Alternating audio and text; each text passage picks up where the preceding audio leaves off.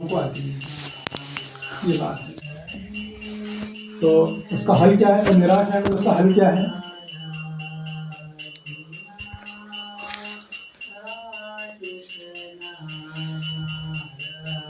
Simple है, उसमें कुछ है ही नहीं ऐसा सोचने वाला।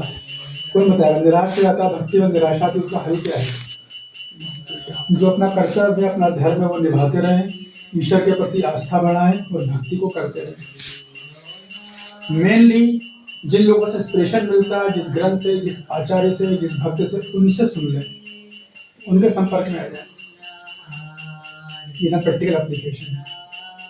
तो निराशा में भी करना वही है जो हम कर रहे हैं। बस ये है कि चूंकि सब निराशा हो चुकी है, कॉन्फिडेंस डाउन हो चुकी है, तुरंत जो भी भक्त में प्रेरणा मिलती है, खासकर जो आचार्यों की वाणी को बोलते हैं, आचार्यों की वाणी से तुरंत निराशा उड़ जाती है।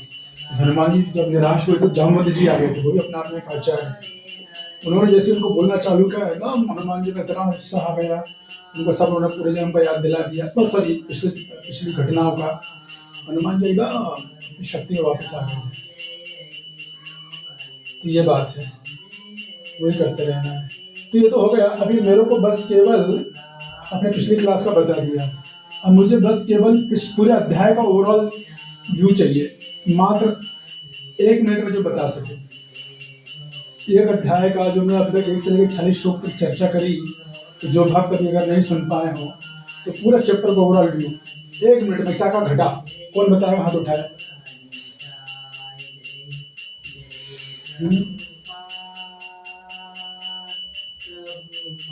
ओवरऑल व्यू सिंपल है, तो कोई कठिन नहीं। मैं तो कई बार बता दूँ, ये रंगनारायणी माता जी, ये शॉर्ट में एकदम है।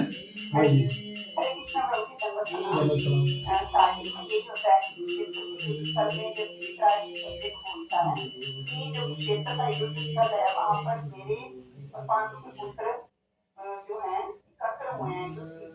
क्या हो रहा है, मतलब जानना चाहता है।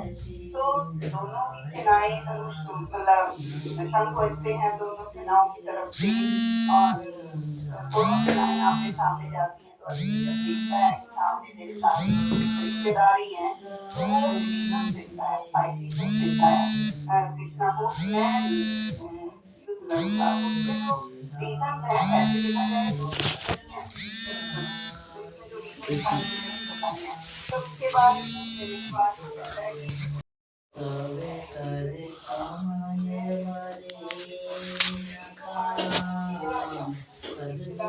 कि कैसे होगा, मतलब कि हम सेलिब्रेट करें, कोई नहीं होंगे तो आनंद कैसे आएगा मुझे? वो ऐसे पारिवारिक परंपराओं का अपनाना देता है और कहता है कि मैं ही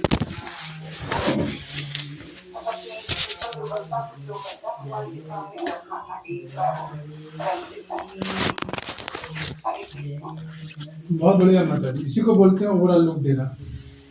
पूरे चैप्टर में क्या क्या पढ़ा, इसी को बोला जाता है। आराम से सिंपल सी बात थी, वो कठिन नहीं था कुछ भी। वो जैसा माता जी ने बोला कि धृतराष्ट्र ने पूछा, धृतराष्ट्र के पूछने के बाद फिर जो है, चाहे युद्ध की इच्छा से कट्टे मेरे पांडव के पुत्रों ने क्या किया, तो बताया उन्होंने।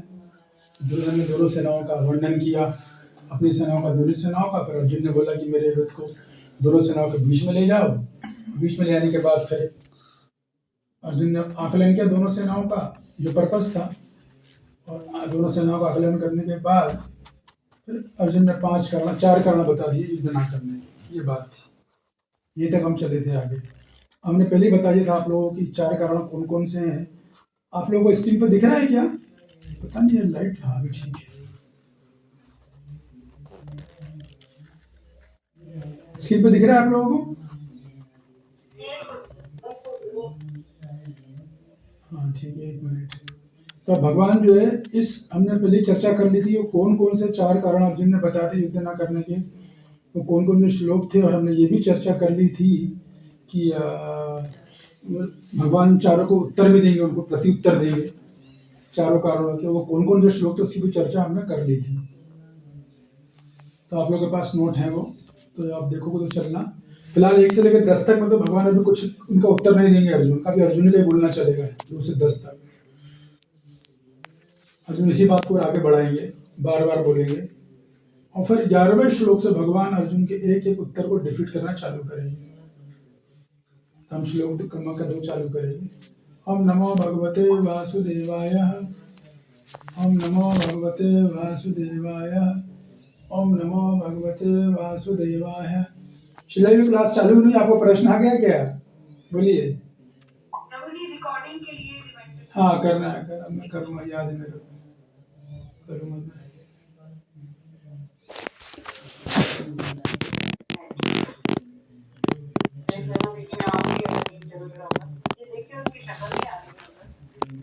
म्यूट कर लीजिएगा, रंगनानी माता जी म्यूट कर लीजिएगा। ठीक है, तो हम लोग क्लास चालू करते हैं। कौन पढ़ेगा? अध्याय 2, अध्याय इसका शीर्षक है गीता का सार। ठीक है ना। सबसे पहले मैं ये बता दूं, इस अध्याय का नाम गीता सार क्यों रखा गया है? कौन बताना चाहेगा?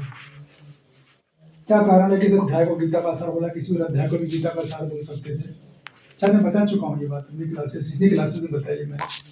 यस कांता राधा रानी जी। सेकंड में आप बोले थे कि इसमें निष्काम कर्म, भक्ति योग और ज्ञान योग, यहाँ तक कि अष्टांग योग के बारे में भी भगवान इस अध्याय में सारे बताए। पूरे अध्याय में केवल 3 ही योग है, ज्ञान निष्काम कर्म योग, ज्ञान योग, अष्टांग योग, भक्ति योग। इसमें भगवान ने चारों का बता दिया है, इसलिए इसको सार बोलते हैं। ये एक्चुअल रीजन है, और कोई रीजन इसके अलावा नहीं, आचार्य नहीं बताते। हाँ, बोल लोगों को कुछ भी बोल देगा, जैसे हमने चर्चा करी थी पिछले श्लोक में, पिछले अध्याय में, सुनना हमें किनसे? आचार्यों से। आचार्य ये रीजन बताते हैं, विष्णु प्रतिपाद बताते हैं, बल्लभ विद्याभूषण भी ये रीजन बताते हैं, दोनों एक ही कारण बताते हैं। एक्चुअली इस अध्याय का गीता का सार इसलिए बोला गया। वेरी गुड, बहुत बढ़िया।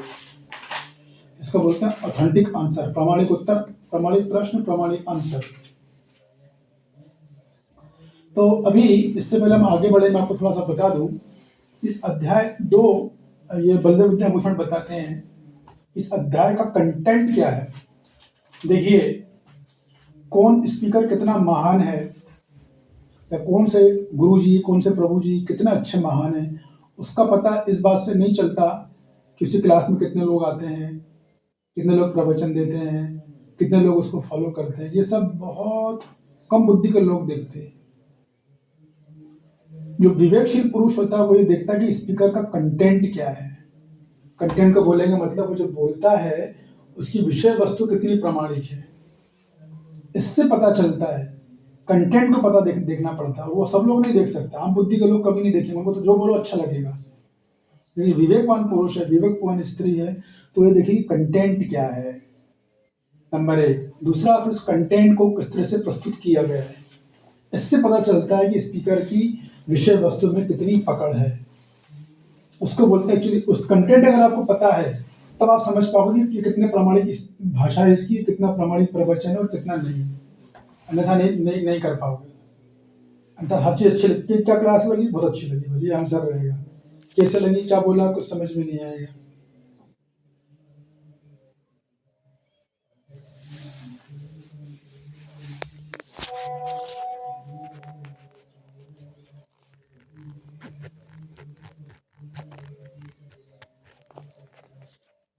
तो सर कंटेंट है दूसरे अध्याय का,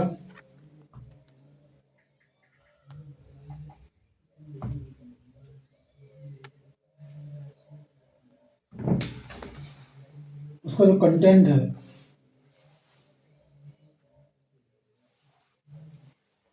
वो ये है जो आप मैं बता रहा हूं। इसको बोलते हैं संस्कृत में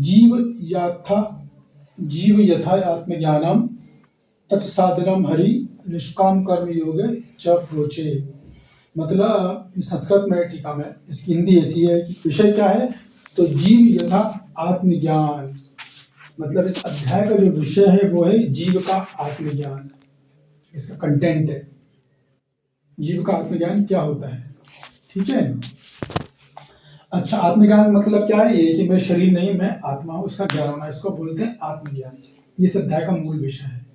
तो इस आत्मज्ञान की विधि क्या होगी, फिर कैसे इस विधि को ग्रहण किया जाएगा? तो अलग अलग आचार्यों ने अलग अलग तरीके बताए। जैसे शंकराचार्य जी हैं, वो बोलते हैं सांख्य योग के माध्यम से ग्रहण करेंगे इस आत्मज्ञान को। ठीक है। विश्वनाथ चक्रवर्ती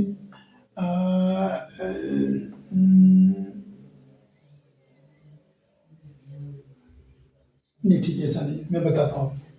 तो उसका जो विषय है वो है आत्मा का ज्ञान या आत्मज्ञान। ये इस अध्याय का पूरा मूल विषय है। तो इस आत्मज्ञान में अध्याय क्रमांक श्लोक से लेकर 11 से 38 तक आत्मज्ञान बताया गया है। फिर इस आत्मज्ञान का साधन, मतलब कैसे आत्मज्ञान की प्राप्ति होगी, तो उसको बोलते हैं निष्काम कर्मयोग, जिसको श्लोक क्रमांक 39 से 53 में बताया गया है। और फिर स्थित प्रज्ञ, जिसने आत्मज्ञान ग्रहण कर लिया है, जो शरीर में रहकर भी शारीरिक चेतना में नहीं है, जिसने साक्षात्कार कर लिया शरीर में कि मैं शरीर नहीं, मैं आत्मा हूं, तो उस व्यक्ति के क्या लक्षण होंगे। जैसे कि इस दुनिया में हर व्यक्ति की पहचान उसके लक्षणों से होती है। नहीं तो कोई बोल देगा मैं वैष्णव हूँ, वैष्णव तो लक्षण किधर है। कृपा जी दूसरे इसी अध्याय के 56वें श्लोक के तात्पर्य में बोलेंगे, मैं आएगा तब मैं बात करूंगा कि इस दुनिया में हर व्यक्ति की पहचान उसके लक्षणों से की जाती है, ना कि उसकी बातों से, ना कि उसके कपड़ों से। लक्षण बताते हैं आदमी है क्या। कोई गरीब आदमी गरीब है, उससे लक्षण बोलेंगे मैं गरीब हूँ। कोई बहुत अमीर है तो उससे लक्षण बताएंगे मैं बहुत अमीर हूँ। किसी कहने थोड़ी ना मान लेंगे कि मैं अमीर हूँ या गरीब हूँ। कोई बोलेगा मैं बहुत धार्मिक व्यक्ति हूँ, तो लक्षण बताएंगे उसके धार्मिक है कि नहीं है। अधार्मिक है तो उसके लक्षण बताएंगे। तो थैंक यू फॉर रिमाइंडिंग। तो इस दुनिया में व्यक्ति की पहचान उसके लक्षणों से की जाती है। और वो लक्षण जो है आत्मज्ञान व्यक्ति के लक्षण जो बताए वो श्लोक क्रमांक 54 से लेके 72 तक में बताए गए। ये बात है। तो कुल मिला के बलदेव विद्याभूषण जी बोलते हैं कि इस अध्याय का जो मूल विषय है वो है जीव का आत्मज्ञान, यानी मैं शरीर नहीं मैं आत्मा हूँ। फिर उसकी विधियां बताई गई है, कौन कौन से तरीके हैं, कौन कौन से माध्यम है। तो एक निष्काम कर्म योग बोला है, थोड़ा ज्ञान योग बोला है, और थोड़ा भक्ति योग बोला है। ये विधि उस आत्मज्ञान की, इनकी डिटेल चर्चा होगी जब हम जैसे आगे अध्याय में आगे बढ़ेंगे। तो फिलहाल इतना समझ लीजिए। और बलदेव विद्याभूषण बेसिक सॉरी विश्वनाथ चक्रदेव आध्यात्मिक टीका में ये बता रहे हैं, इस अध्याय का कंटेंट सामग्री जो है वो यही है। आत्मा नाम विवेकेना शोक महत्तमो नुदना। आत्मा नाम विवेकेना, कि जो आत्मा और शरीर का भेद बताया गया इस अध्याय में। आत्मा और शरीर का विवेक बताया गया है। उससे क्या होगा, शोक महंतमो नुदना। जब आदमी आत्मा शरीर का भेद कर लेगा तो वो शोक में नहीं आएगा, मोह में नहीं आएगा, जैसे कि अर्जुन आ गए हैं।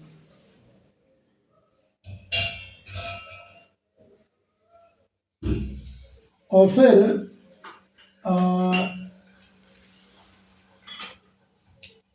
कृष्ण चंद्रदाता मोचे मुक्तस्म लक्षणम। तो भगवान कृष्ण ने मुक्त व्यक्ति के लक्षण बता दिए।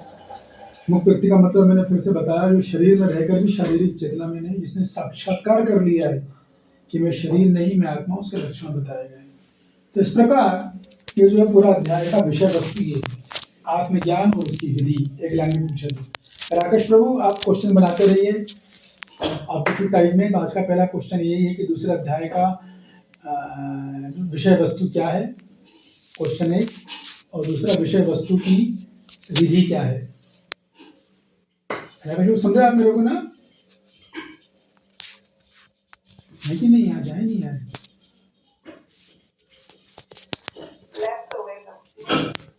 लेफ्ट हो गए। अच्छा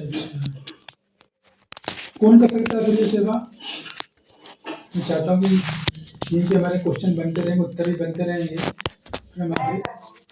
हाँ ठीक है, वेरी गुड। तो आप लिख लीजिए ना।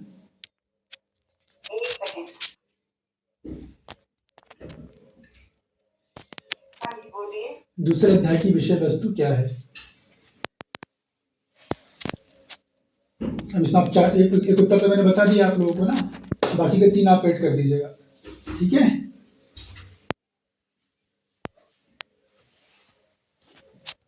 तो इस अध्याय में बेसिकली क्या बताया गया, तो अर्जुन की मानसिक द्वंद्व को बताया गया है। मानसिक संकट क्या है और वो क्यों परेशान है, क्यों उसने इस तरह का निर्णय लिया कि मैं युद्ध नहीं करूंगा।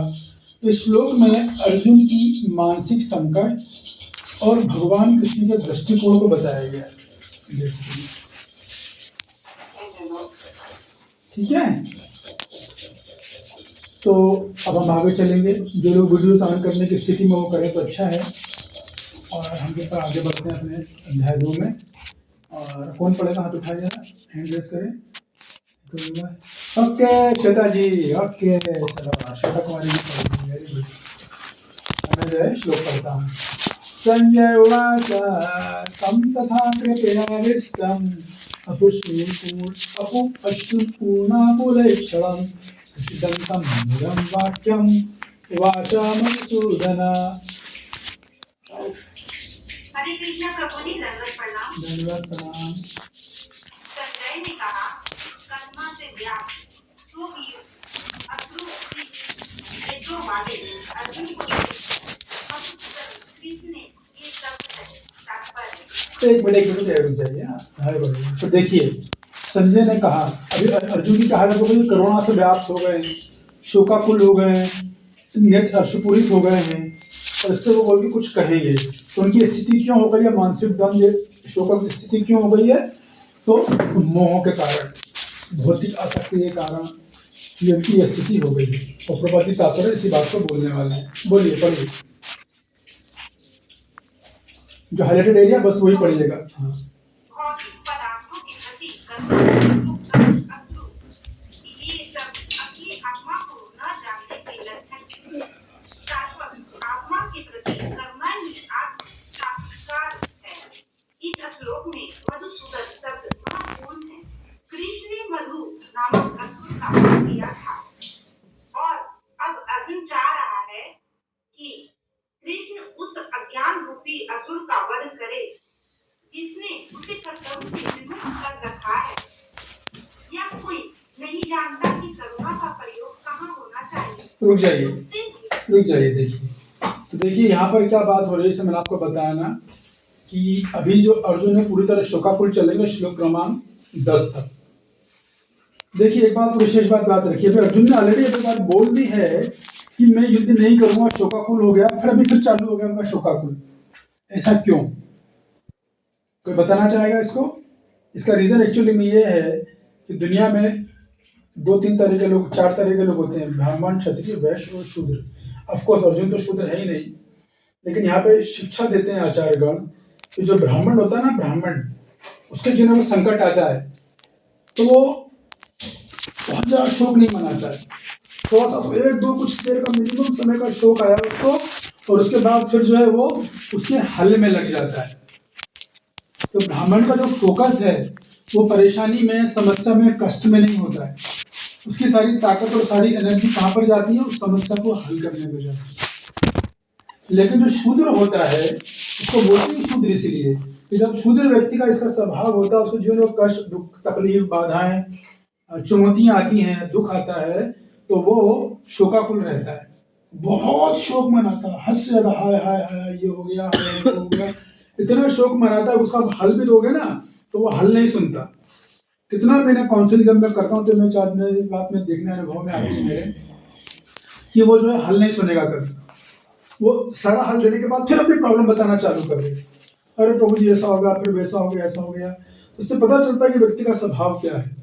शूद्र का मतलब ही ये होता है कि शूद्र जो स्वभाव का व्यक्ति होगा वो शोक बहुत ज्यादा मनाता है, बहुत शोक मनाता है।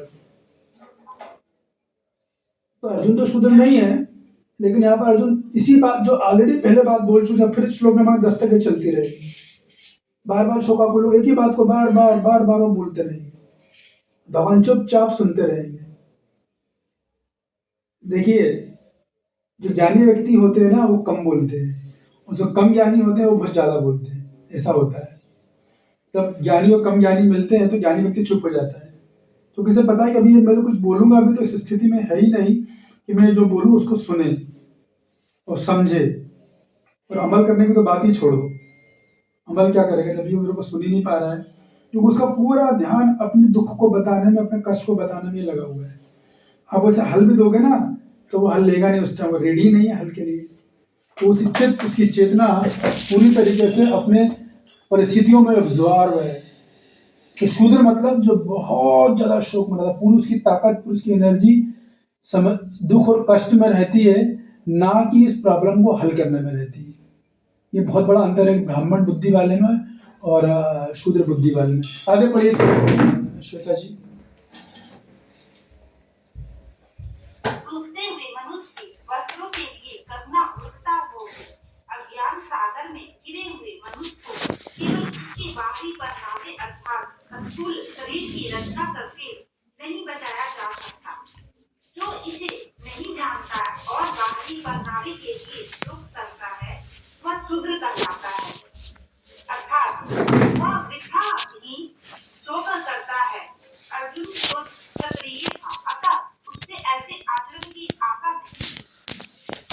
भगवान कृष्ण अज्ञानी उसके शोक को विनष्ट कर सकते हैं और इसी उद्देश्य से उन्होंने भगवत गीता का उपदेश दिया। यह अध्याय हमें भौतिक शरीर तथा आत्मा के वैज्ञानिक अध्ययन द्वारा आत्मसात का उपदेश देता है, जिसकी व्याख्या परम अधिकारी भगवान कृष्ण द्वारा की गई है। यह साक्षात्कार तभी संभव है जब मनुष्य निष्काम भाव से कर्म करे और आत्म बोध को प्राप्त हो। हरे कृष्ण। हाँ जी, तो ठीक है। मैं 2-3 चीजें प्रमुख हैं एकदम इस तात्पर्य में। एक तो मैंने बताया कि शूद्र जो व्यक्ति होता है वो बहुत शोक करता है। प्रभुपाद जी भी तात्पर्य में बोल रहे हैं, आपको दिख रहा होगा। शूद्र का मतलब ही वो बहुत शोक करेगा, हाय हाय हाय हाय, उसका हल दोगे वो लेगा ही नहीं, सुनेगा ही नहीं, उसका दिमाग बस प्रॉब्लम में घुसा रहेगा। समझ जाना चाहिए इस व्यक्ति की मानसिकता शूद्र वाली है। ये एक बात। दूसरी बात, प्रभुपाद जी ने बहुत इंपॉर्टेंट बात बोली है तात्पर्य में। अगर आप देखोगे तो ऊपर से पहली, दूसरी, तीसरी, चौथी, पांचवी, छठवीं लाइन, पिंक कलर की पहली लाइन, यह कोई नहीं जानता है कि करुणा का प्रयोग कहाँ करना चाहिए। ये बहुत महत्वपूर्ण बात है। पूरा सारा संसार, सारा समाज इसी बात को बताते हैं, करुणा करुणा करुणा, दयालु बनो, जीवों पे दया करो, सब ये बोलते हैं। लेकिन एक्चुअली क्या है रियलिटी में कि करुणा कहाँ प्रयोग करनी है बहुत कम लोगों को पता है, और कैसे करनी है बहुत कम लोग जानते हैं। जनरली लोग अपने जो उनका अनुभव है, जो उनके विचार हैं, जो उनके मत है, उसको फॉलो करते हैं। करुणा ऐसी नहीं है। करुणा मतलब आध्यात्मिक करुणा। तो बेस्ट करुणा यही होती है कि हम किसी वैष्णव की मदद करें, जो भी हमारी क्षमता हो। सबसे बेस्ट जो भगवान की सेवा में लगा है। तो प्रश्न था, वैष्णव तो बहुत सारे हैं, तो उसमें वैरायटी बताते हैं शास्त्र लोग। क्या वैरायटी? सबसे अच्छी करुणा, सबसे अच्छा कहीं करुणा प्रदर्शित की जाती है वो उनके लिए की जाती है जो शास्त्र अध्ययन में लगे हुए हैं पूरा समय, खुद शास्त्र अध्ययन कर रहे हैं, खुद अपना जीवन परिवर्तित कर रहे हैं, खुद भी सुखी हैं, दूसरों का जीवन परिवर्तित कर रहे हैं, दूसरों को भी सुखी कर रहे हैं। They are the best people for karuna. सबसे अच्छे करुणा कैंडिडेट वो होते हैं। तो ये बात है, करुणा को आध्यात्मिक रूप से लगाना पड़ता है और उसके लिए हमको मार्गदर्शन की आवश्यकता पड़ती है समय समय पे। तो श्लोक क्रमांक 1 तो हो गया, लेकिन अध्याय में बढ़ने के पहले मैं आपको थोड़ा वही बता देता हूँ। एलोकेशन आप लोग इसे नोट कर लो तो आप लोगों को काफी सहायता करेगा। ठीक है, तो आप लोग नोट कर लो कि इसमें क्या क्या बताया गया, तो आपको सब समझ में आ जाएगा। श्लोक क्रमांक 1 से लेकर 10 तक में अर्जुन का संभ्रम और कृष्ण को गुरु के रूप में स्वीकार करना ये बताया गया। रिपीट कर रहा हूँ, धीरे धीरे। अर्जुन का संभ्रम, संभ्रम को इंग्लिश में बोलते हैं कंफ्यूजन, कंफ्यूजन की हिंदी है संभ्रम। तो अर्जुन का संभ्रम और कृष्ण को गुरु के रूप में स्वीकार करना 1 से 10 तक।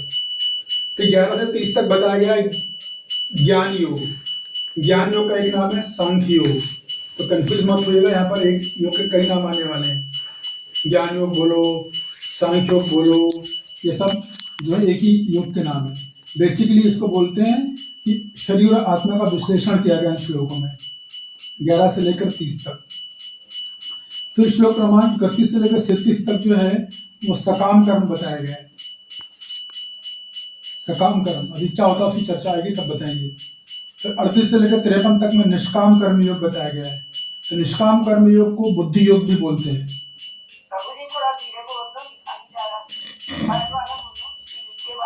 31 से 37 है सकाम कर्म,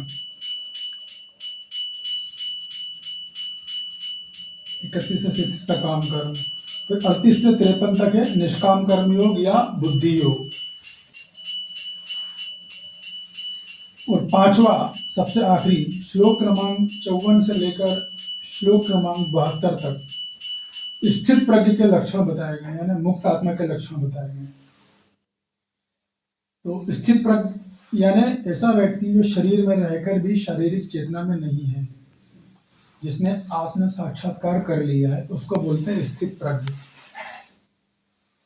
तो राकेश प्रभु अभी आप आ गए हो, मैं आपको आपका नाम पुकार रहा था। कि मैं चाहता हूँ कि कुछ, हाँ कोई नहीं कोई नहीं, तो आप भी हो और रंगनानी माता जी आप भी हैं, दोनों तैयारी करेंगे अपनी अपनी, कि मैं बीच बीच में आपको ऑब्जेक्टिव क्वेश्चन बताता रहूँगा तो आप लिख लीजिएगा, ठीक है ना। जैसे पहला प्रश्न है कि भगवत गीता का सार क्या है, तो इसका उत्तर है आत्मज्ञान, ये लिख लो आप। दूसरा, सॉरी गलत बोल दिया मैंने, भगवत गीता के दूसरे अध्याय का सार क्या है, या सॉरी भगवत गीता के दूसरे अध्याय की विषय वस्तु क्या है, सार नहीं विषय वस्तु। दूसरे अध्याय की विषय वस्तु क्या है, उत्तर है आत्मज्ञान, ठीक है ना। और फिर दूसरा प्रश्न है कि स्थित प्रज्ञ किसे कहते हैं, तो इसका उत्तर है नहीं नहीं, बस स्थित प्रज्ञ किसे कहते हैं ये ऐसा लिखो आप, तो इसका उत्तर आएगा कि जिसने आत्म साक्षात्कार कर लिया हो, ये इसका उत्तर है। बस ये दो प्रश्न है, ठीक है ना। जैसे अपन तैयारी करते रहेंगे तो काम होता रहेगा। हाँ तो ठीक है, अब आप मुझे कोई डिस्टर्ब, हाँ यहाँ पे जो सांख्य योग की चर्चा हो रही है, ये जो आप कपिल मुनि अपनी माता को बता रहे हैं, वही सांख्य योग? नहीं वो नहीं है, वो नहीं है, वो सांख्यों के नहीं, मैं सब बताऊंगा, आप सुनते रहिए, अभी मुझे बीच में को रोकिएगा मत, जो प्रश्न पूछना आखिरी में पूछिएगा, आप सुनोगे तो आपको मोस्टली सारे आंसर हल हो जाएंगे। तो पहले बार फिर से मैं रिपीट कर रहा हूँ, जिन्होंने नहीं लिखा वो लिख लें। श्लोक क्रमांक 1 से 10 तक अर्जुन का संभ्रम और कृष्ण को गुरु में स्वीकार करना बताया गया है। श्लोक क्रमांक 11 से लेकर 30 तक ज्ञान योग या सांख्य योग बताया गया है। श्लोक क्रमांक 31 से लेकर 37 तक सकाम कर्म बताया गया है। श्लोक क्रमांक 38 से लेकर 53 तक निष्काम कर्म योग या बुद्धि योग बताया गया है। और श्लोक क्रमांक 54 से लेकर 72 तक स्थित प्रज्ञ के लक्षण बताए गए हैं, ठीक है। ये आपके सामने पूरी अध्याय पढ़ने के पहले पिक्चर मैंने पूरी क्लियर कर दी, इसकी विषय वस्तु क्या है वो बता दी आपको, और श्लोकों का विभाजन क्या है वो भी बता दिया है। तो मुझे नहीं लगता कि आपको कुछ ज़्यादा आवश्यकता पड़ेगी, आपको बस सुनना है, ठीक है। श्लोक क्रमांक 2 मनीषा जी पढ़ेंगी। श्री भगवान उवाच कुतस्तव कस्मल इदम विषमय समुपस्थितम अनर अजस्तुम स्वर्गम कीर्तिम कर्म अर्जुन। पढ़िए अनुवाद। श्री भगवान ने कहा, हे अर्जुन, तुम्हारे मन में ये कल्मश आया कैसे? यह उस मनुष्य के लिए तनिक भी अनुकूल नहीं है जो जीवन के मूल्य को जानता हो। इससे उच्च लोक की नहीं अपयश की प्राप्ति होती है। ठीक है। तो देखिए, जब अर्जुन ने सारी बातें कर दी कि हे प्रभु, हे भगवान, मैं अब युद्ध नहीं करूंगा, तो सुन के भगवान ने अब बोला यहाँ पर रिस्पॉन्स दिया, अर्जुन तुम्हारे मन में कल्मश कहाँ से आ गया? ये कल्मश का मतलब क्या है? हृदय में कालक कहाँ से आ गई, हृदय में गंदगी कहाँ से आ गई, मतलब विचार कहाँ से आ गए तुम्हारे मन में? भगवान को एकदम ऐसा लग रहा है कि जैसे कभी कभी हम लोग भी कभी कभी वार्तालाप करते तो हम किसी व्यक्ति से कुछ एक्सपेक्ट करते हैं, उसने हमें कुछ बोला हुआ है और फिर वो ऐसी बात बोलता है, नहीं मैं नहीं कर पाऊंगा या समझे प्रॉब्लम है, तो हमने बोलते तुम्हारे मन में विचार कैसे आया? How can you think like that? How can you से लाइक दिस? तो वैसे भगवान बोले तुम्हारे मन में विचार कैसे आ गया? ये तो तुम्हारे लिए बिल्कुल भी अनुकूल नहीं है, ये तो तुम्हारे लिए बिल्कुल भी अनुकूल है, तुम ऐसा कैसे बोल सकते हो भाई? तो वो बोल रहे हैं क्योंकि तुमसे एक्सपेक्ट नहीं किया जाता कि तुम ऐसा बोलो, क्योंकि तुम बुद्धिमान व्यक्ति हो, शास्त्रों को जानते हो, तुम्हें तुम्हारा पता है क्षत्रिय धर्म क्या है, इसके बाद तुम बोल रहे हो। तो कल्मश क्या है? ये कोई बोले कल्मश आ गया, तो कल्मश क्या? कल्मश है अपने स्वधर्म से विमुख होना, यह अर्जुन को कल्मश आ गया है। जो उनका स्वधर्म है उस अधर्म से विमुख हो गए, उसको बोलते हैं कल्मश। यह अर्जुन देहात्म बुद्धि में है, इसको भी कल्मश बोलते हैं, ये बात है। तो अर्जुन का मूल कल्मश यही है कि जो है वो अपने स्वधर्म से विमुख हो गए हैं। अभी देखिए, सोचने वाली बात है कि जब अर्जुन बिल्कुल उदास है, निराश है जीवन से, तो भगवान ने ऐसा नहीं कंधे पे हाथ रख दिया हो, कुछ गले वले लगाया हो, थोड़ा मीठे बातें करी हो।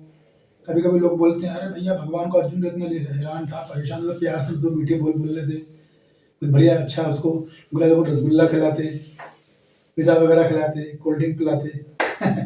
भगवान ने ऐसा कुछ नहीं, उल्टा डांट लगाई है। ये देखिए, इसको समझिए स्पीच, स्पिरिचुअल लव में और आध्यात्मिक में, भौतिक प्रेम और आध्यात्मिक प्रेम में बहुत अंतर होता है। इसका आप समझने का प्रयास कीजिएगा प्लीज। देखिए, अगर मान लीजिए, हरे कृष्णा, डिस्टर्बेंस कहाँ से आ रहा है? योगेश चावला जी, म्यूट कीजिए अपने आप को प्लीज है आप। तो देखिए, मैं जो बात आपको बोल रहा हूँ बहुत महत्वपूर्ण है, इसको समझिएगा। अगर इसको नहीं समझेंगे तो हम लोग हमेशा सेंटिमेंटल रहेंगे होल लाइफ। देखिए, जब भौतिक आसक्ति, भौतिक प्रेम होता है तो लोग जब निराश उदास होते हैं ना, तो उनको प्रेम से बोला जाता है, बेटा, मुन्ना, बच्चा, इसे प्यार से। लेकिन जब आध्यात्मिक संपर्क होता है जहाँ पर, और जिनसे हमारे प्रगाढ़ संबंध होते हैं, जैसे कि मान लो हर भक्त जो भक्ति में प्रगति करते हैं तो किस आधार पे करते हैं कि हमारा उस साधु से, उस वैष्णव से संबंध प्रगाढ़ हो, घनिष्ठ संबंध हो। जब तक वो संबंध तगड़ा नहीं होगा, ये ज्ञान ज़्यादा हेल्प नहीं कर पाएगा अप्लाई करने में। तो हमारा उनसे प्रेम में गहरा संबंध होना बहुत आवश्यक होता है। तो कैसे पता चलेगा हमारा उससे प्रेम में गहरा संबंध है? कि वो हमको फ्री फ्लो डांट सकते हैं, अगर बिंदास, बिना किसी हिचकिचाहट के, बिना किसी घबराहट के, बिना किसी संदेह के, समझ जाना चाहिए कि हमारा उनसे संबंध बहुत तगड़ा है, बहुत मजबूत संबंध है। अगर आपको आपके साधु ने डांटना बंद कर दिया तो समझ लेना कि वो साधु ने आपको अभी तक स्वीकार ही नहीं किया है। ये मैं रियलिटी बता रहा हूं आपको। जब संबंध प्रगाढ़ तगड़ा होता है ना, तब हर बार केवल प्रताड़ना और डांटना मिलती है, क्योंकि दो लोगों का जवाब शास्त्र बताते हैं, एक माता पिता का और एक गुरु और शिक्षक का। इन्हें अपने शिष्यों को कभी भी अनावश्यक प्रेम नहीं करना चाहिए, इनको डांट के थोड़ा खींच के रखना चाहिए। क्यों? ताकि ये बिगड़े नहीं, लापरवाह नहीं हो, इनको अहंकार नहीं आए, हमेशा विनम्र रहे और अपने भक्ति के पथ में, अपने ज्ञान के पथ में हमेशा आगे बढ़ते रहे। तो देखिए, भगवान ने जब अर्जुन से डांट लगाई, प्रेम से बता रहे, नहीं बेटे अर्जुन कैसी बात कर रहे हो, तुम तो समझदार हो, रुको रुको थोड़ा स्वीट राइस लाते हैं। ऐसा नहीं कि डांट रहा है उसको, कुतस्तव कष्ट में लदम विश्व में, तुम में कलमश कहां से आ गया? क्योंकि भगवान को भरोसा है कि मेरा शिष्य है, मुझे छोड़ के नहीं जाएगा, मैं डांट रहा हूं उसको उसके बेनिफिट के लिए। एक बात हमेशा ध्यान रखिएगा कि हमेशा डांटने में, प्रताड़ना देने में संदेश तुरंत हृदय में चले जाता है, हमेशा। ये अध्यात्म है, यहाँ के सिद्धांत एकदम अलग हैं भौतिक संबंधों से। जैसे कि मेरे को बाद में, क्या नाम है अपना, वो कांता माता जी की बहन है ना, ललिता माता जी, उन्होंने मेरे को फोन करके बोला, प्रभु जी पिछली क्लास में जब आपने मेरे से पूछा था कि भगवत गीता में पहले अध्याय में कितने श्लोक है, तो मैंने उत्तर नहीं दिया, लेकिन आप मुझसे अभी नींद नहीं पूछोगे तो मैं बता दूंगी। अब मैं जिंदगी में कभी नहीं भूल सकती क्विज जो हमने खेली थी पिछली क्लास में। तो देखिए, ऐसा होता है, ऐसे संबंध बनते हैं प्रगाढ़, ऐसे संबंध अच्छे बनते हैं। तो भक्ति में ज्ञान का खेल उतना नहीं है, तो समझ लो आप। इसलिए बोलते हैं गीता में, भगवान बोलेंगे चौथे अध्याय में, रहस्यम हो तो दुत्तम, ज्ञान तो दे दिया दूसरे अध्याय में, चौथे अध्याय में बोलेंगे भक्तों सी में सखा चेती। तब जाके वो ज्ञान वाकई में काम करेगा, तब जाके हम जिंदगी की प्रॉब्लम से निकलेंगे। नहीं तो कितनी भक्ति शास्त्र कर लो, कितने क्लासेस सुन लो, ज्यादा हेल्प नहीं मिलने वाली। टेप रिकॉर्डर बन जाएंगे हम बहुत से बहुत। इसने कुछ बोला, खटखट लोगों को बोल दिया, अपना ज्ञान दिखा दिया, लोगों ने तारीफ कर दी, सुनने वाला भी दुखी और हम भी दुखी, हृदय में परिवर्तन कुछ नहीं आएगा। तो संबंध प्रगाढ़ होना बहुत जरूरी है, और संबंध प्रगाढ़ करने के लिए सब लोग प्रयास नहीं करेंगे, कुछ ही लोग करेंगे जो वाकई में सीरियस होंगे, वो तरीके निकालेंगे, वो सोचेंगे। और संबंध पता कैसे चलता है? चेस्टाइजमेंट से। Chastisement is a sign of love. भक्ति में डांटना प्रेम का बहुत बड़ा एक प्रतीक है। हमें जितनी अधिक डांट मिल रही है, हमारे गुरुजन वही अगर हमें डांट रहे हैं, मान के चलना कि हमें बहुत प्रेम करते हैं तभी डांटा। प्रेम नहीं करते तो बिल्कुल डांटेंगे नहीं, बिल्कुल नहीं डांटेंगे, ये निश्चित है। कृष्णा का भी ऐसा ही है। कृष्ण भी आप उसी व्यक्ति को ज्यादा शरण देंगे जो कृष्ण के चेस्टाइजमेंट को सहन करेगा। नहीं तो फिर गुरु साधु कृष्ण दूर रहते हैं, फिर दूरी से मेंटेन करते हैं। जैसे मान लो हम लोग जिससे संबंध अच्छे नहीं होते, या सॉरी जिनसे दूर के संबंध होते हैं, हमारे घर पर हम कितना उन्हें मान सम्मान देते, आइए आइए बैठिए बैठिए प्रभु जी क्या चाहिए, ऐसा रहता है, क्योंकि संबंध प्रगाढ़ नहीं है। जब संबंध प्रगाढ़ होता तो वो खुल्लम खुल्ला बातें होती है फिर दोनों साइड से। ऐसा होता है। तो यहाँ पे भगवान ने बोल रहे कुतम कश्मलम इदम, कहाँ से तुमने कलमश आ गया अर्जुन, तुमसे एक्सपेक्टेड ही नहीं था ये। अरे तुम तो भाई मेरे खास आदमी हो एकदम। अभी आगे बोलेंगे भगवान, सब बोलने वाले धीरे धीरे। तो कलमश क्या है, भगवान क्या बोल रहे, अनार्य। तुम कैसे अनार्यों की तरह बातें कर रहे हो। अनार्य का मतलब क्या होता है, देखिए श्लोक में देखिए, अनार्य पहला शब्द है, 3 चीजें बोली भगवान ने। अनार, एक मिनट, अनार्य बोला है और दुष्टम बोला है। अनार्य दुष्टम एक शब्द है, फिर दूसरा अस्वर्गम है और तीसरा अकीर्ति। ये 3 चीजें बोली है। तो अनार्य का मतलब क्या है, अनार्य का मतलब है जिनको भौतिक बंधन से मुक्ति का कोई ज्ञान नहीं होता, उनको बोलते हैं अनार्य। जिनको इस बात का ज्ञान नहीं है कि मैं शरीर नहीं, मैं आत्मा हूं, और जो इस ज्ञान में कोई रुचि नहीं रखते हैं, उनको बोलते हैं अनार्य। इस तात्पर्य के अंतिम पैराग्राफ में बोला गया प्रभुपाद जी ने। और आर्य किसको बोलते हैं, आर्य यानी जो मोक्ष चाहता है, जो मुक्ति चाहता है, मतलब जो ये चाहता है कि मैं इस चेतना से ऊपर हूं, कि मैं शरीर नहीं, मैं आत्मा हूं, मुझे इस देहिक जो मेरी चेतना है, देह की चेतना से मुक्ति चाहिए मेरे को, उसको बोलते हैं आर्य। अर्थात जब आर्य होता है वो जीवन के मूल्यों को जानता है और वो आध्यात्मिक अनुशीलन करना चाहता है। ये बात उसको बोलते हैं आर्य। ये बलदेव विद्याभूषण बताते हैं अपनी टीका में इसकी परिभाषा। ठीक है। और फिर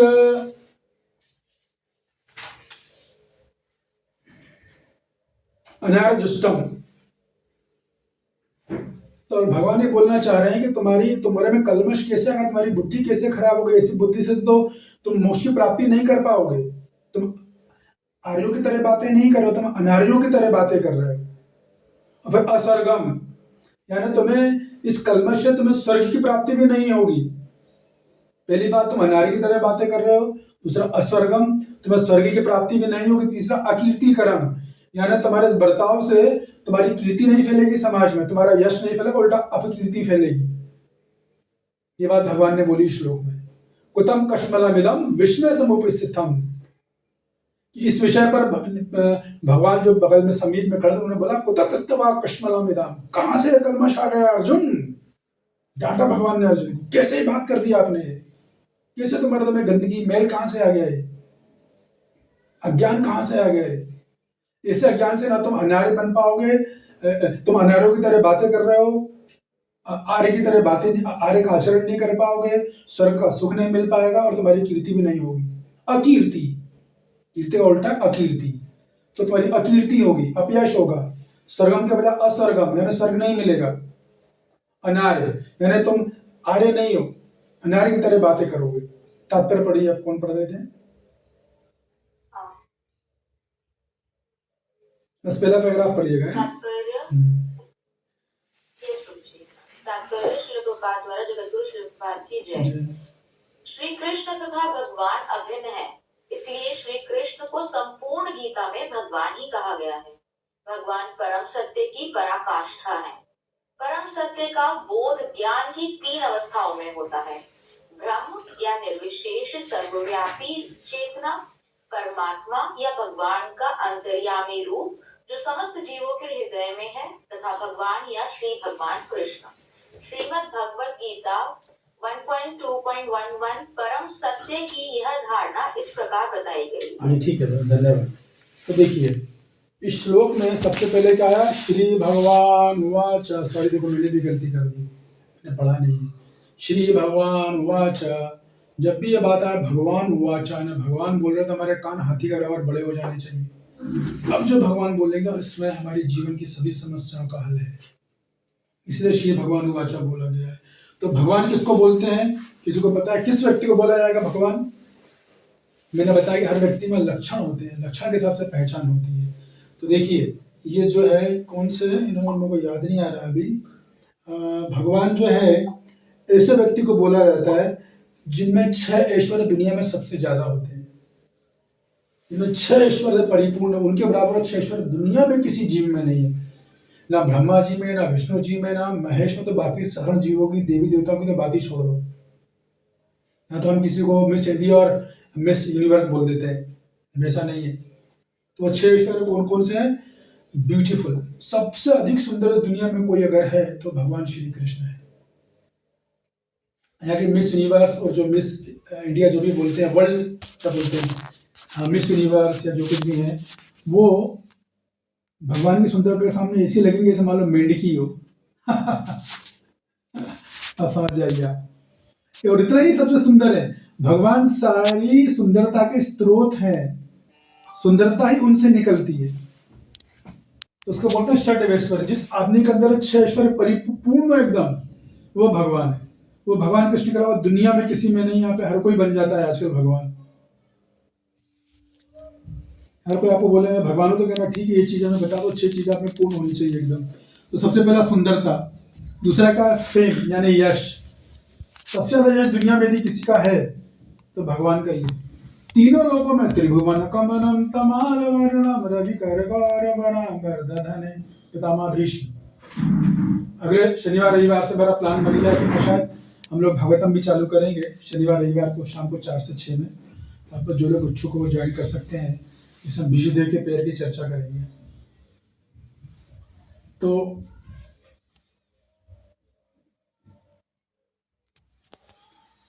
सबसे अधिक सुंदरता हो गई, सबसे अधिक प्रसिद्ध पूरे ब्रह्मांड में कोई हो तो वो भगवान श्री कृष्ण। त्रिभुवन कमलम, तीनों कमलों में प्रसिद्ध है भगवान श्री कृष्ण। सब जगह लोगों में पूजा होती, तीनों लोगों में उनकी पूजा होती, सुबह से लेकर शाम तक। इसके बाद फिर क्या है, रिच, सबसे अधिक धनी व्यक्ति यही दुनिया में कोई है। सर्वलोका महेश्वरा, लोग बोलेंगे एक बंगला मेरा, 2 बंगले मेरे हैं, ऐसा बोलेंगे। लेकिन पूरा कोई व्यक्ति एक दावा नहीं कर सकता कि पूरे धरती की संपत्ति मेरी है। धरती तो का पूरे ब्रह्मांड की संपत्ति मेरी है। विश्व में जितने बैंक सारे मेरे हैं, कोई कह सकता है क्या? कोई रचा नहीं, भगवान बोल सकते हैं।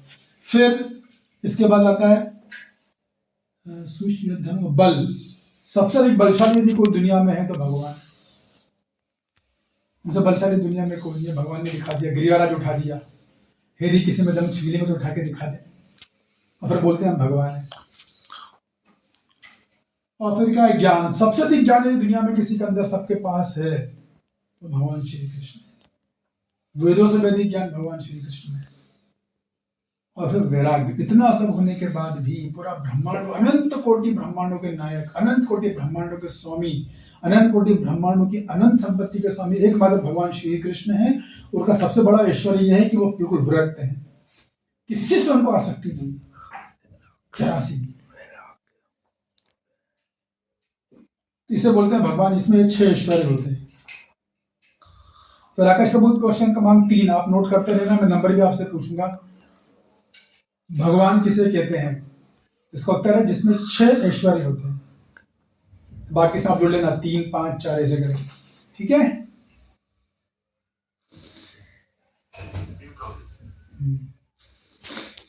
आपको 3 प्रश्न हो गए, आप याद रखिएगा।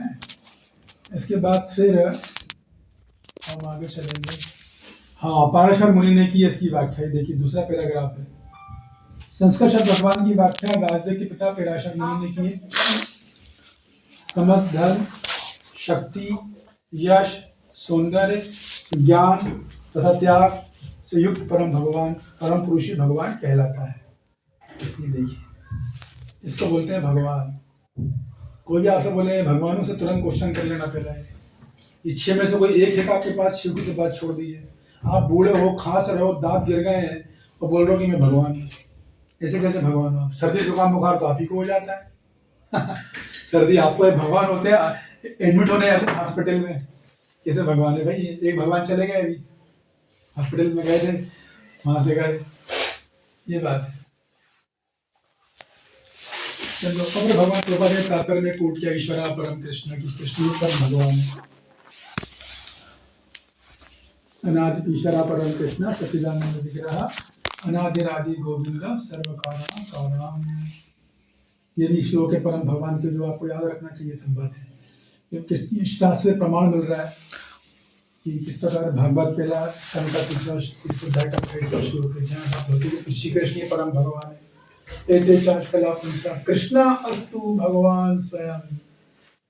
देखिए, इससे प्रभु ने तरह तरह के कोट करके तात्पर्य बताया है कि श्री कृष्ण ही परम भगवान है। ठीक है, श्लोक क्रमांक 3 कौन पढ़ेगा? हाथ उठाए।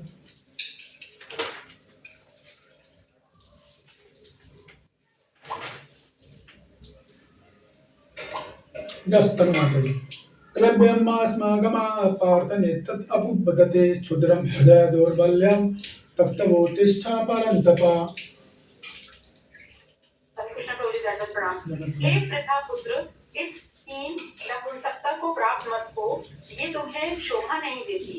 हे शत्रुओं के दमन करता, हृदय की शुद्र दुर्बलता को त्याग कर युद्ध के लिए खड़े हो।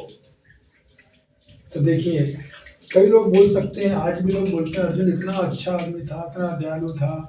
और ये प्रभुपाद जी तो पिछले तात्पर्य जगह जगह तारीफ करेंगे, अर्जुन महान वैष्णव है, महान साधु है। करी कि नहीं करी तनु माता जी, आपने सुना कि नहीं सुना? तो ये पिछले अध्याय का एक तात्पर्य में यहाँ प्रभुपाद जी भगवान क्या बोल रहे हैं, हे अर्जुन कलब्यम मास में गता, तुम्हें नपुंसकता कहाँ से आ गई? तुम कैसे इस नपुंसक की तरह बात कर रहे हो? अभी देख लो आप, वही तात्पर्य बोल रहे हैं कि अर्जुन महान वैष्णव में दया है, करुणा है उसके अंदर। और भगवान बोल रहे हैं नपुंसक हो तुम अर्जुन, ये तुम्हें शोभा नहीं देता है शत्रुओं के दमन करता परंतप। मतलब भगवान बोल रहे तुम वही अर्जुन हो जिसने सारी दुनिया में अपना डंका बजा रखा है गांडीव से, जैसे गांडीव की टंकार से बड़े बड़े योद्धाओं का हृदय कांप जाते हैं। तुम वो अर्जुन हो क्या? तो नपुंसक की तरह बात, नपुंसक हो तुम क्या नपुंसक की तरह बातें कर रहे हो? और देखिए भगवान उड़ा रहे हैं उनके करुणा को। भगवान का बोलो हृदय दौर्बल्यम, तुम जब ये जो हालत हुई है ना, तुम कब कप आ रहे हो, तुम सब मुझे बता रहे थे कि तुम्हारे हाथ कांप रहे हैं, गांडीव गिर गया है, आवाज नहीं निकल रही है, शरीर तप रहा है, ये सब ये तुम्हारी करुणा नहीं है, ये तुम्हारे हृदय की दुर्बलता है। इसको बोला जाता है सेंटिमेंटलिज्म। देखिए भक्ति में सेंटिमेंटलिज्म बहुत खतरनाक अनर्थ है। ये हम लोग चीजों को ठीक से समझते नहीं और सेंटिमेंटल हो जाते हैं। तो सेंटिमेंट रखना अच्छी बात है, सेंटिमेंट में भावनाएं रखना अच्छी बात है। मैं साधु के प्रति, गुरु के प्रति, शास्त्र के प्रति, जो मैं भक्ति में सहायता करूँ प्रति भावना रखना जरूरी है, नहीं तो प्रगति नहीं कर पाएंगे। क्योंकि भावना नहीं होगी तो संबंध भी नहीं बनेंगे। तो भावना रखना बहुत जरूरी, वो रखना भी चाहिए। लेकिन हमारी जो भावनाएं हैं वो क्या बोलते हैं, भक्ति के सिद्धांतों पर आधारित होनी चाहिए, नहीं तो वो हृदय दौर्बल्य हो जाता है, वो भावुकता हो जाती है। भावना और भावुकता में अंतर है। तो और ऐसा भी नहीं होना चाहिए कि हमारे अंदर भावनाएं नहीं हो, वो भी गलत है। अक्सर मेरा अनुभव ये रहा है, मैंने करीब करीब भक्तों से पूछा तो हमें सोसाइटी में दो तरह के भक्त दिखते हैं। एक वो जिनमें बहुत ही ज्यादा इमोशनल सेंटिमेंटल है, वो भी ठीक नहीं है। और दूसरा वो जिनका हृदय पत्थर है, उनमें कोई करुणा भावना नहीं, दोनों गलत है। दोनों को भक्ति में बहुत दिक्कत आई। सेंटिमेंटल वाले अक्सर सोशल मीडिया में मिलेंगे आपको, 99% सेंटिमेंटल वाले जो अली वृंदावन जी को पर नाचते हैं। इनको ये नहीं पता है कि ये वीडियो ही गलत है टोटल, इससे लिरिक्स एक वर्ड ही टोटल गलत है। लेकिन देखो कितने व्यूज मिलते हैं, लाखों करोड़ों व्यूज मिलते हैं। बनाने वाले भी जानते हैं कि गलत कर रहे हैं, वो गुरुजी ने बोल दिया कि मत बनाओ फिर भी किया। तो कहने का मतलब ये है, ये तो समझना चाहिए। तो ऐसा नहीं कि हमारे अंदर भावनाएं नहीं होनी चाहिए, भावना होना हमारे अंदर जरूरी है। अगर भावनाएं नहीं होंगी तो हम इस गीता का आनंद नहीं ले पाएंगे, हमको रस नहीं मिलेगा। हमारी भावनाएं होनी चाहिए, लेकिन हमारी भावनाएं स्पिरिचुअल होनी चाहिए, आध्यात्मिक होनी चाहिए। अगर भावनाएं हमारे अंदर नहीं है तो हम भावनाओं का आध्यात्मिकरण कैसे करेंगे? प्रैक्टिकल चीज है। हृदय में फीलिंग्स होना चाहिए, भावनाएं होना चाहिए, इमोशंस होना चाहिए, सब चाहिए, लेकिन वो भौतिक ना होकर आध्यात्मिक स्तर पर होना चाहिए। ये मुद्दा है। भौतिक में तो खतरनाक है, बिल्कुल नहीं है भावनाएं, वो भी खतरनाक है। जिनके अंदर भावनाएं नहीं होती वो लोग बहुत अपराध करते हैं, भाड़ भाड़ भाड़ किसी को, कुछ भक्तों को कुछ भी बोल देते हैं, खड़ाक से बोल देंगे।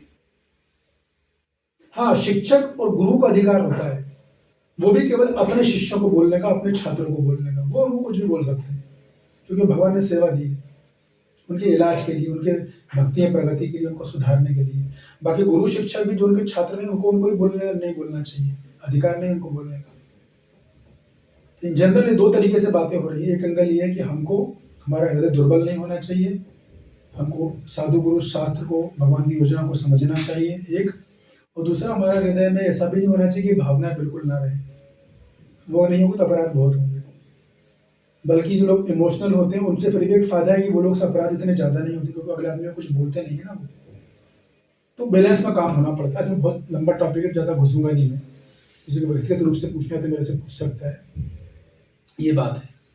अभी देखिए, अभी मैं आपको क्या भगवान प्रभुपाद जी क्या बोलेंगे पहले ही बता देता हूँ मैं कि भगवान अर्जुन को बोले, अर्जुन तुम नपुंसक हो क्या? कैसी बात कर रहे हो तुम? कहाँ से तुम्हें ये सब भावना तुम्हारे मन में विचार आ गए? तुम जानते हो तुम कौन हो? तो ऐसा करके वो भगवान बोलेंगे भाई कि अरे अगले श्लोक में बोलने वाले, हाँ पार्थ बोला है ना, करेक्ट। कलभ्यम मां स्मगता पार्थ, पार्थ मतलब प्रथा पुत्र। प्रथा कौन है? माता कुंती। तो वो भगवान अर्जुन को संकेत करेंगे तुम प्रथा के पुत्र हो क्या? अरे तुम्हारी माँ क्षत्राणी है, तुम उसके पुत्र हो क्या? पुत्र होने से नपुंसक की बातें कर रहे हो कि मैं लोगों को मालूम है, 4 कारण तुमने जो बताए, ये कैसी बात कर रहे हो? तुम क्षत्राणी के बेटे हो तुम, वैसे नपुंसकता की कार्य का प्रदर्शन क्यों कर रहे हो? और इतना ही नहीं, देवराज इंद्र से पैदा हुए अर्जुन, देवताओं के पुत्र हैं। सोचो आप, माँ क्षत्राणी, पिता इंद्रदेव, फिर तुम कैसी बातें कर रहे हो? ये नपुंसकता की बातें कैसे कर दी तुमने? तो अर्जुन बोले, मानो अर्जुन बोले कि नहीं नहीं कृष्णा, इसमें नपुंसकता का क्या है? ये तो मेरी करुणा है। जैसा लोग बोलते हैं जो गीता को नहीं समझते हैं, इवन भक्तों में भी गलत फहमी रहती है। क्या भगवान इसमें क्या गलत है बताइए आप? ये तो मेरी करुणा है, मैं वैष्णव हूँ, वैष्णव को करुणा होना चाहिए, पर दुखा दुखी। तो भगवान बोल रहे नहीं, ये करुणा नहीं है, ये हृदय दौर्बल्य है, ये हृदय की दुर्बलता है, ये बात है। जब जब हृदय दुर्बल रहेगा, इतिहास गवाह है, कभी भी जीवन के निर्णय सही नहीं होंगे, हमेशा निर्णय गलत आएंगे। इसलिए मेरी सारी बात का सार श्लोक से यह है कि हमें अपने आप को संतुलन में रखना है, एकदम हार्ड हार्टेड भी नहीं रहना, बिना भावना के नहीं रहना, तो भक्ति में बिल्कुल मजा नहीं आएगा, भक्ति नीरस हो जाएगी। हम सबसे कड़वे वचन बोलेंगे, सख्तवाणी में बोलेंगे, लेकिन हमें भावनाएं रखनी है, इमोशन हमें रखना है, सेंटिमेंट्स रखना है, लेकिन हमको भावुक नहीं होना है। भावुक होगा तो निर्णय गलत हो जाएंगे। हमारी सेंटिमेंट, हमारी भावनाएं आध्यात्मिक हमें रखने का प्रयास करना है, ये इससे मैसेज मिल रहा है हमको। एक श्लोक और लेता हूं, फिर हम आगे चलेंगे। कौन पढ़ेगा? श्लोक क्रमांक 4। अर्जुन उवाच, यस नीताजी। अर्जुन उवाच कथं भीष्म सहं संके द्रोणं च मधुसूदन इति प्रतिजोष्यामि पूजम हारि अरिवसुदना। पूजम, हरे कृष्ण। हाँ जी, हमने पढ़ा। अर्जुन ने कहा, हे शत्रुघ्न, हे मधुसूदन, मैं युद्ध भूमि में किस तरह भीष्म तथा द्रोण जैसे पूजनीय व्यक्तियों पर उलटकर वार चलाऊंगा। आगे बढ़ो ना। नहीं रुक जाइए, नहीं प्लीज रुक जाइए। तो देखिए, अब यहाँ पे भगवान का बोल रहे हैं, हे उत्तर देखो वार्तालाप कैसे होता है, बड़े विद्वानों में वार्तालाप कैसे होता है।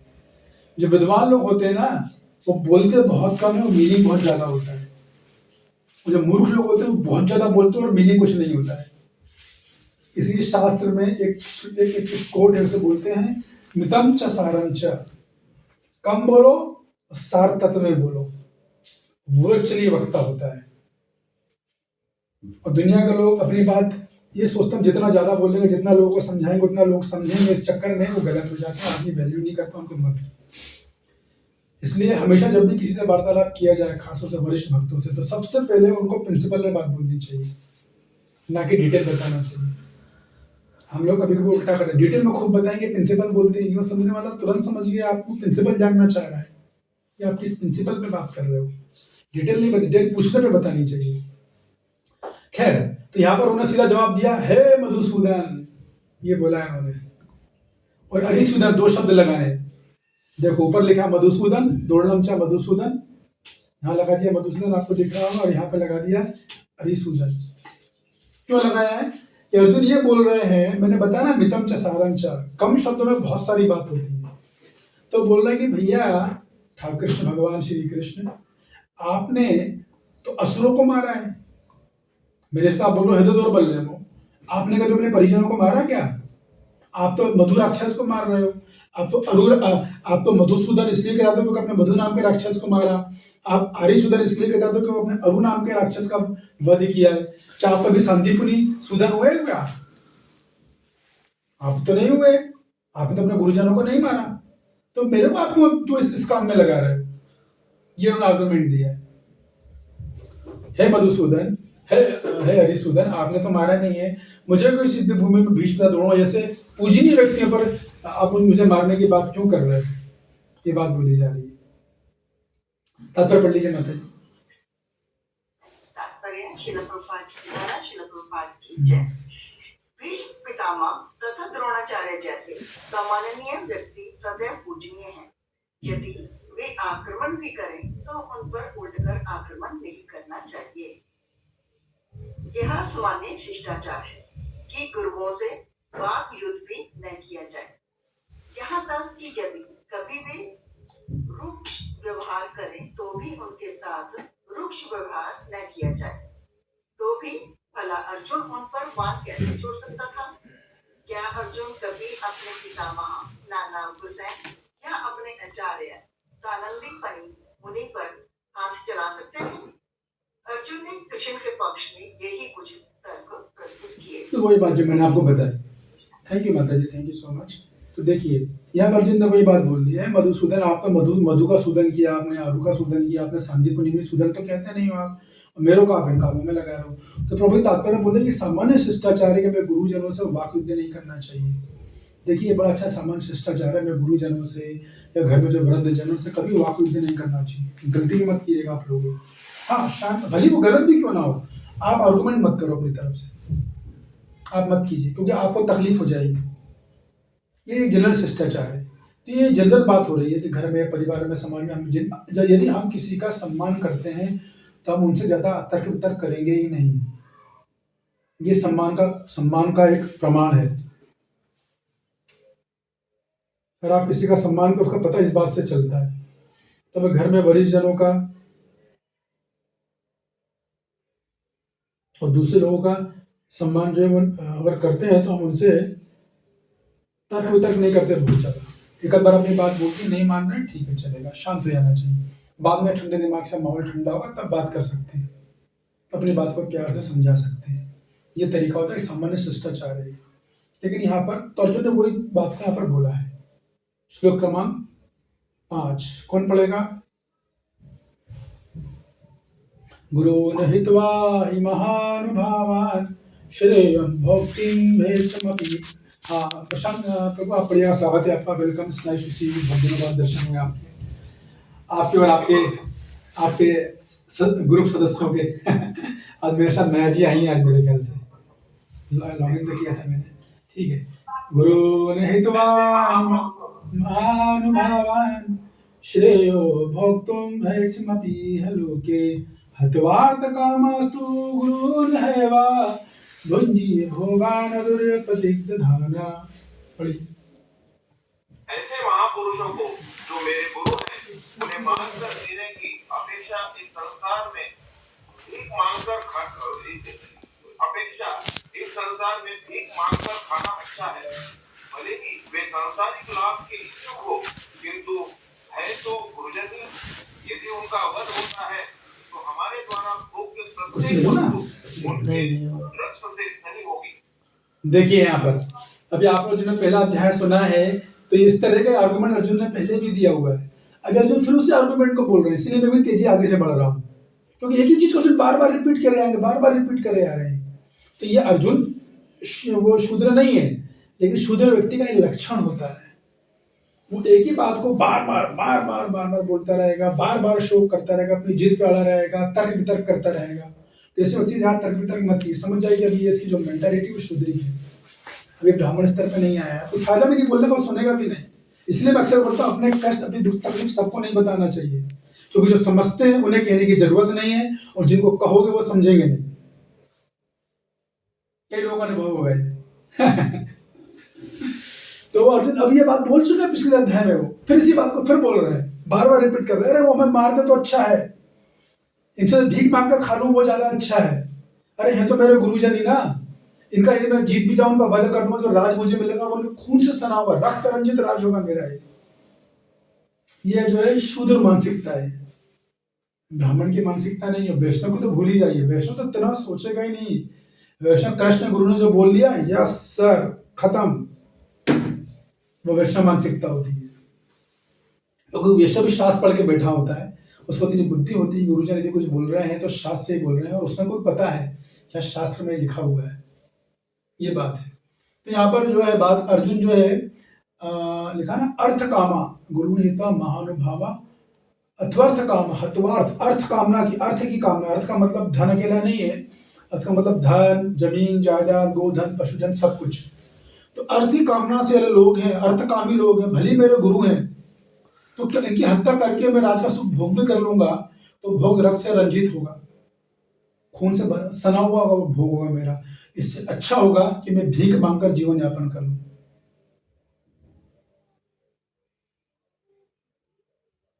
भीख मांगना अभी ये भी गलत है कौन इसका उत्तर दे सकता है अर्जुन का भीख मांगना सही है या गलत यदि गलत है तो क्यों सही है तो क्यों हाथ उठाइए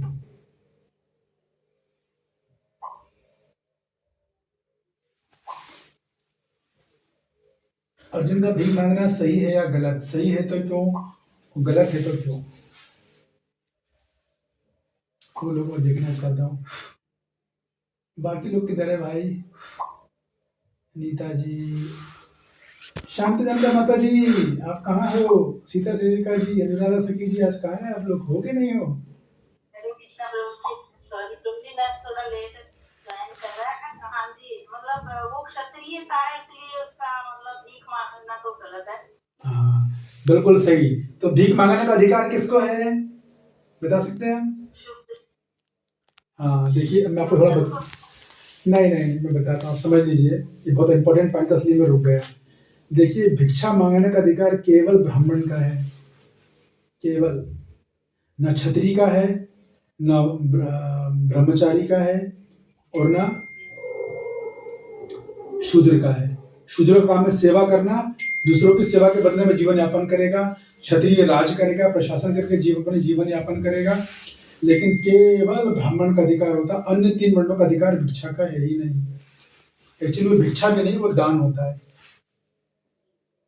क्योंकि वो जो है इसीलिए कहता है कि ब्राह्मण जो है ना स्वतंत्र होता है क्योंकि ब्राह्मण ना किसी की नौकरी करता है ना वो किसी पे राजकीय शासन करता है वो केवल ज्ञान देता है बदले में लोगों का कर्तव्य होता है कि उसको वो उसकी सेवा करें उसको दान दे ये सामंजन का कर्तव्य है तो ब्राह्मण का अधिकार केवल दान का होता है वो दान लेना नहीं है दान देना भी होता है दूसरा पहले भी बता दूं उसका ऐसा नहीं कि ब्राह्मण हो गया कोई तो बोले मैं दान लेता रहूंगा नहीं उसको दान देना भी है और जो योग वैष्णव ब्राह्मण है वो देते भी है हमें भी कभी कुछ मिलता है तो हम भी जरूर दूसरों को देते हैं हम भी पूरी कोशिश करते हैं नियमों का पालन करें हालांकि भगवत ज्ञान तो दे ही रहे हैं ये सब तो हो रहा है इसके अलावा भी करते हैं तो ये ब्राह्मण का कर्तव्य होता है तो वो किसी के अलावा तो क्षत्रिय आप सही कह रही है माता जी कि क्षत्रिय के हिसाब से गलत है क्षत्रिय का काम ही नहीं है भिक्षा मांगना क्षत्रिय को तो राज चाहिए और प्रभा जी बोलेंगे तात्पर्य में तो कैसे करेगा वो तो अर्जुन का आर्गुमेंट टोटल गलत है अभी भगवान देखिए कुछ नहीं बोल रहे हैं यहाँ पर भगवान ने इतना बोला है अर्जुन अभी चालू हो गया फिर से बोलना चाहे भगवान चुप रहेंगे श्लोक क्रमांक 10 तक नहीं सॉरी अभी श्लोक क्रमांक 10 के बाद बोलेंगे भगवान क्योंकि पता है अभी ये आदमी जो है अपनी अपनी बातें रिपीट किया रहे सुनने की स्थिति में है नहीं तो शिक्षक जो होता है योग शिक्षक वो देखता है कि अभी छात्र सुनने का मूड में नहीं है बोलता नहीं है फिर वो आजकल के शिक्षक छात्रों को डांटने भी डरते हैं उनको पता कि ये अगर बस हित के कार्य करूंगा तो मुझे उल्टा अपना दुश्मन समझ लेगा लेकिन मेरा पर्सनली कहूँ तो मेरे में खराबी मैं डांट दे ही देता हूँ मेरे से रुका ही नहीं जाता है मैं सोचता हूँ कि शायद समझ जाएगा तो सुधर जाएगा कुछ चीज़ समझ जाएगा लेकिन वो गलत है उसका परिणाम बाद में मेरे को भुगतना पड़ता है हाँ जी तात्पर्य पढ़ लीजिए हाँ थैंक यू माता जी प्रशांत प्रभु तात्पर्य पढ़ लीजिए शास्त्रों के अनुसार ऐसा गुरु जो नित्य कर्म में रत हो और जो विवेक शून्य हो त्याज्य है दुर्योधन से आर्थिक सहायता लेने के कारण भीष्म तथा द्रोण उसका पक्ष लेने के लिए बाध्य थे यद्यपि केवल आर्थिक लाभ के लिए ऐसा करना उनके लिए उचित न था ऐसी दशा में वे आचार्यों का सम्मान खो बैठे थे किंतु अर्जुन सोचता है कि इतने पर भी वे उनके गुरुजन हैं अतः उनका वध करने भौतिक लाभों का भोग करने का अर्थ होगा रक्त से सने अवशेषों का भोग मतलब वही बात है ठीक ही बात है भाई देखिए मैं आपको थोड़ा सा बता दूं कि जो कर्ण थे ना कर्ण सॉरी गुरु द्रोण तो गुरु द्रोण को ये खबर मिली थी जब कि उनका पुत्र अश्वत्थामा मारा गया तो क्या हुआ था कि जैसे उन्होंने सुना अश्वत्थामा मारा गया इसमें डिटेल में नहीं जाऊंगा मैं एक जगह पानी पी लूँ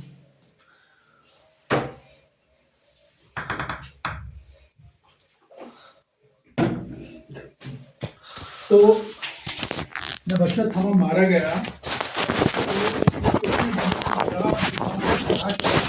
वहीं पर एकदम नर्वस ब्रेकडाउन हो गया और उन्हें रथ से उतर गए, धरती पर बैठ गए थे, अपना धनुष बाण छोड़ दिया था।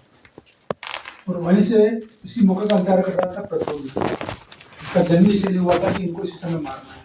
तो तलवार निकाल कर दौड़ पड़ा था, तुरंत यही मौका है, बस दोबारा धनुष ले लिया तो अगर हम जीत नहीं पाएंगे फिर इनको मार नहीं पाएंगे, यही मौका है। तलवार लेके निकले थे उनको गदर उड़ाने के। इसी बीच दौरान भगवान कृष्ण आए और फिर दोनों ने पूछा मेरी क्या गलती रही, तो मेरी स्थिति ऐसी भी मेरा पुत्र मुझको मारा गया। तब उन्होंने बोला था कि आप आचार्य नहीं रहे, आपका दोष ये था, आप जो थे आप आचार्य नहीं था, आपने आचार्य का सम्मान खो दिया था। क्यों? क्योंकि आपने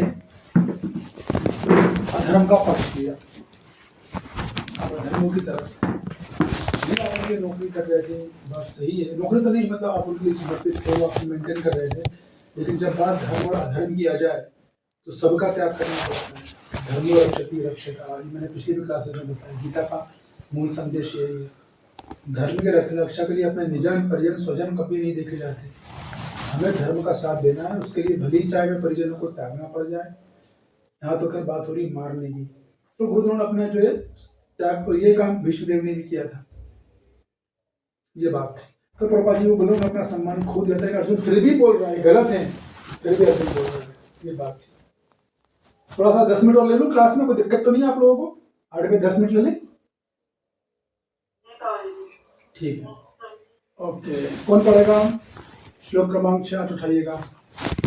न चेत दुःखा कतरत्नो गरियो यद् जयं यदि मनयो जयेयु यारे वहत्वा न जिजीषां सम्ने अवस्थिता प्रमुखो धातराष्ट्रा। यस नंदलाल नामदेव प्रभु, वेलकम।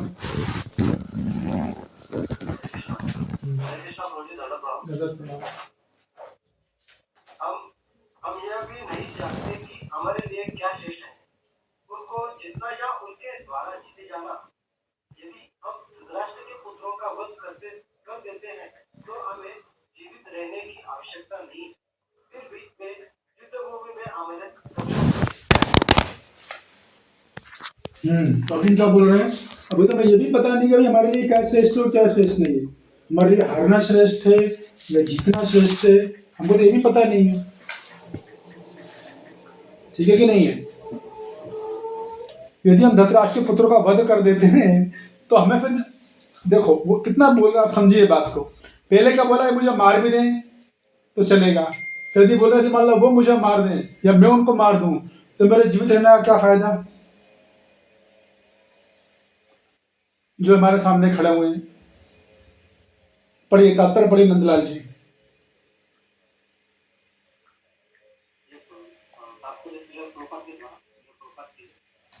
अर्जुन की समझ में यह नहीं आ रहा था कि वो क्या करे, युद्ध करे और अनावश्यक रक्तपात का कारण बने।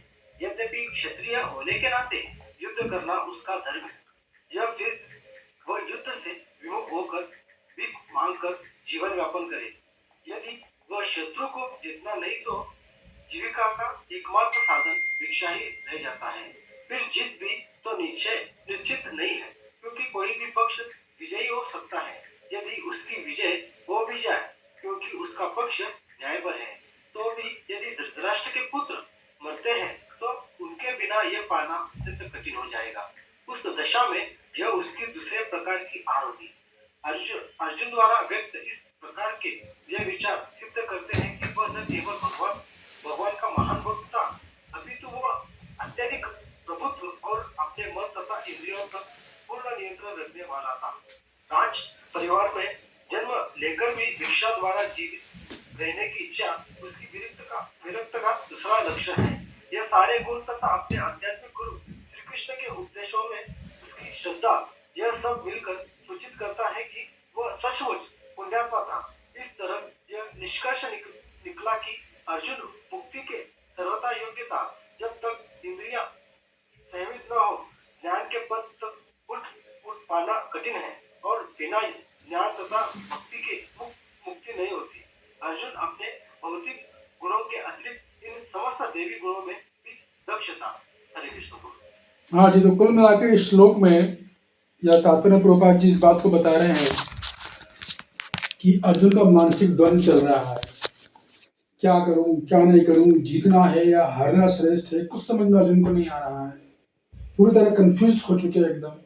इसी बात का वर्णन यहाँ पर आ रहा है, मानसिक स्थिति और दुविधा का वर्णन चल रहा है।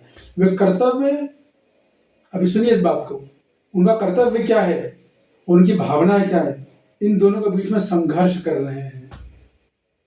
और यही सेंटिमेंटल लोगों के साथ होता है। तो उनकी मन की जो उनका कर्तव्य भी उनको पता है, ऐसा नहीं, लेकिन पूरी तरह वो भौतिक भौतिक दृष्टि से पूरी तरह मोहित हो गए एकदम, और वो निर्णय नहीं ले पा रहे मैं युद्ध करूं या नहीं करूं, अपने भाई बंधुओं का वध करूं या नहीं करूं, वध करना ठीक रहेगा कि नहीं रहेगा, इस द्वंद्व में फंसे हुए हैं। ये उनकी दुविधा चल रही है। और देखा हुआ हम सबके जीवन में देखने को आता है, ये बात आती है। हम लोग भी जीवन में कई बार ऐसा समझ में आता है कि हम निर्णय नहीं ले पाते, क्या करें, क्या करना सही है, क्या करना गलत है। हम लोग भी ऐसे कंफ्यूजन की स्थिति में रहते हैं। ऐसी स्थिति में तुरंत आचार्य की टीकाओं का अध्ययन करना चाहिए। योग भक्त जी को अच्छा ज्ञान उनका, उनसे चर्चा करनी चाहिए। ये बात है। तो कुल मिला के ये जो पूरा सीरीज जो चल रही है ना, आप जो सुन रहे हैं अभी तक, ये सब अर्जुन का मानसिक द्वंद्व चल रहा है। कैसा मानसिक द्वंद्व, अपना कर्तव्य निभाऊं या अपनी भावनाओं को पालन करूं, इसलिए किंतु परंतु ये सब कुछ चल रहा है। तो समझ ही नहीं पा रहे हैं कि मैं युद्ध करना उचित है कि नहीं है। वे सोचते हैं कि यदि वे कौरवों को पराजित कर भी दें तो अपने ही परिवार के लोगों का वध करने के बाद जीवन का क्या मतलब, ये उन्हें समझ में नहीं आ रहा है। तो उनका पूरा मानसिक जो पूरा मानसिक जो है वो मानसिक द्वंद्व चल रहा है। तो कुल मिला के बलदेव विद्याभूषण भी टीका में बोलते हैं कि अर्जुन जी यहाँ पर धर्म संकट में है, क्योंकि एक और क्षत्रिय धर्म बोलता है युद्ध करो, ठीक है, और दूसरी तरफ क्या हो रहा है, सभी सगे संबंधियों का वध करने से वो सकुचा रहे। इसको बोलते हैं धर्म संकट, कर्तव्य और भावनाओं का धर्म संकट। क्षत्रिय धर्म, कर्तव्य का परिजनों की रक्षा करना। अभी क्या करूँगा, मेरे को जाने का है दीदी।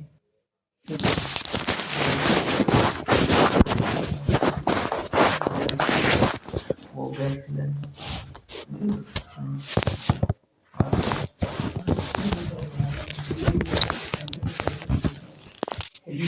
एक मिनट है, एक सेकंड। मेरे चाचा ने अभी पहले फोन आया था ना, उस टाइम बोला। एक मिनट, चाचा कौन है आपके? जिनकी गैस का लिखा है, इसकी जमीन किस टंकी है, तो आप उनसे बोलना कि उनको तो मैं वो दे दें, ऑनलाइन पेमेंट करता हूँ मैं, फोन पे का नंबर दे दे, मैं तुरंत कर दूंगा। कब? तुरंत उसी टाइम फोन पे का नंबर तो मैं दे देता हूँ आपको, है ना, तो मुझे व्हाट्सएप कर दो, अभी तो नहीं, बाद में कर दो, मुझे कॉल नंबर है, हाँ उसके बाद मुझे कर दो फोन से, मैं तुरंत ठीक है, ठीक है। नहीं कर पाया तो कल के मैं जा रहा हूँ, मेरे भी क्लास देना, ठीक है, बाय। आइए